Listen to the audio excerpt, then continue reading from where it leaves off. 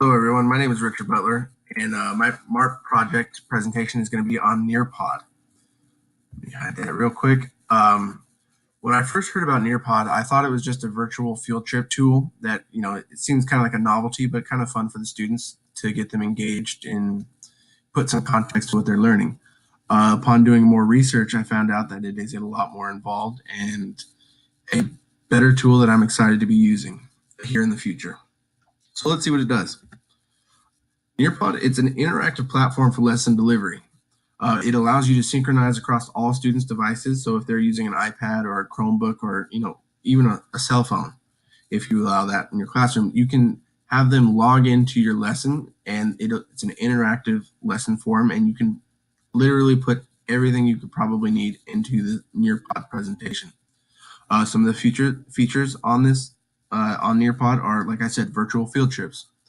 You can put quizzes in there to help you formatively assess as you're going through and give feedback to both you and the student. 3D objects. So like if you're in a science class, you can put a model of a heart on there or different animals, and they can see it right there on their screen. One of the cool things too is you can personalize the lesson for the student, or you can use the same one for the entire class. We're going to talk about that in a little bit. It also increases the level of student participation. It allows for 100% student participation, and you hope for 100%. But I mean, do we ever get it? Hopefully, we'll see. But it does give you some control over the student screen. It also allows the students to take some ownership in their education because it's so interactive, and they can see what's going on with them, and they can go at their own pace too. This Nearpod presentations becomes a resource for them once we allow them to log into it. So let's see how we can use it in the classroom. So Nearpod in the classroom, you can use it as a simple presentation instead of a platform like PowerPoint or Prezi or Google Slides. So it depends on how expansive you want to be with it. You can go as simple as you want, or you can get really super techy with it and take the kids to Rome every once in a while when you're talking about the Roman history. We talked a little bit about personal instruction already. But one of the ways that they talked about using this is to help your EL learners. You can individualize the lesson they get and embed some language learning skills for them there. And there's some resources in the actual Nearpod website that you can use to help your EL students. Resource distribution. Students can screenshot worksheets, primary documents, images, and use them across platforms and be able to fill them out as they're going through. Modeling, it becomes a lot easier.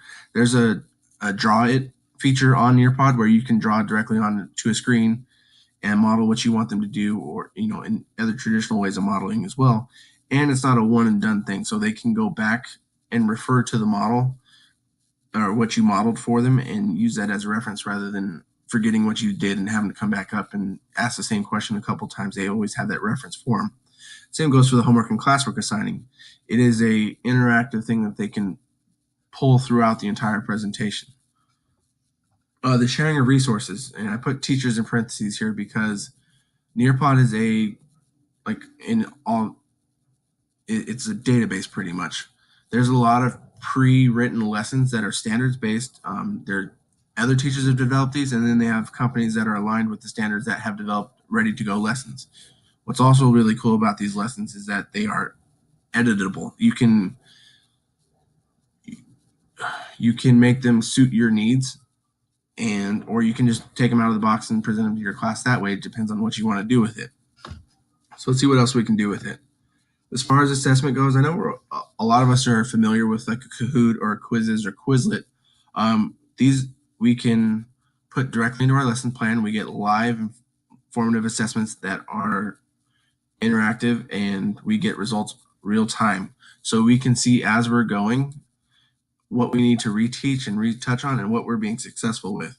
That's what the ongoing assessment helps you with too. You can have students have to be interacted with the lesson as you're going, filling out these ongoing assessments, and it keeps them engaged. It also allows the students to self-assess. They can see where they're struggling and what they're not getting, and refer back a couple slides if it is, and see what the subject is going on. Also, some of the open-ended tasks like free writes, it allows the students to go to town on it, and you can see what they're writing and what they're thinking and assess from there too.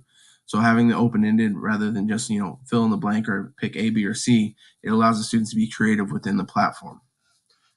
Now, we have a tutorial on the next slide. The sound is being kind of difficult, so I'm going to narrate and put closed captions on it for you guys. So here we go.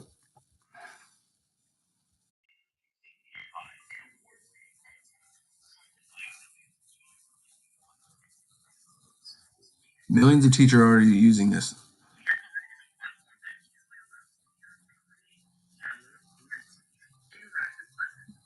We're talking about interactive lessons across different disciplines. It's not just for history. You can do math, science, anything.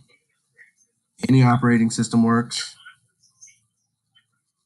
You can use Google Classroom, Canvas, Schoology.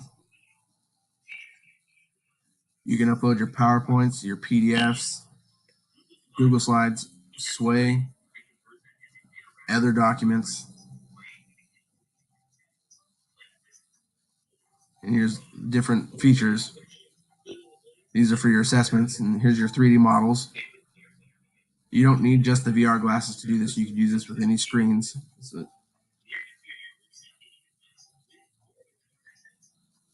like I was saying, you can go to places like Taj Mahal, the pyramids. You can go to Washington, D.C., and even to China without having to leave your classroom. It syncs to all student devices, so you have control over their screens and they're engaged. You also have them student-paced too, so they can use it outside of classroom as a reference. It's also good for flipped classrooms. And here's your feedback for your formative and checking for understanding to see what's going on with your students.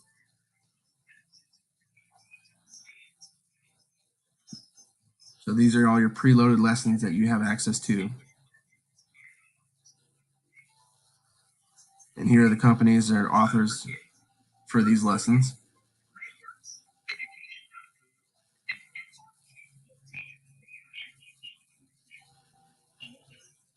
And like I said, they're editable. You can customize them for what you need to do.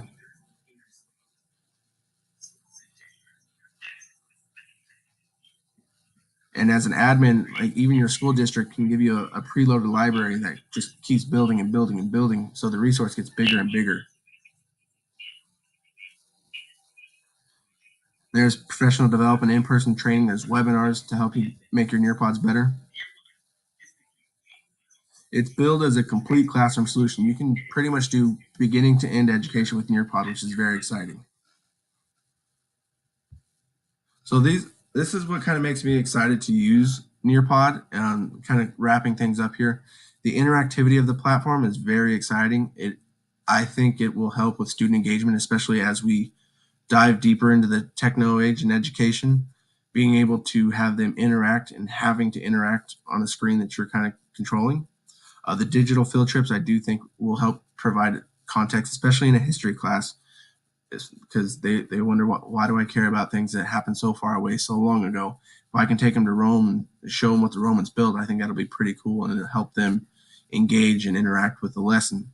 The real-time assessment data, I feel, is very important. It helps you model or mold your teaching based on student needs. And it helps the students as well, because they can see how they're doing and what they need to review, and then they can go back and look at it. The primary and supplemental resources, I feel, are very, very encouraging and very exciting to use. So that's my presentation. Here are my resources. Thank you all for listening.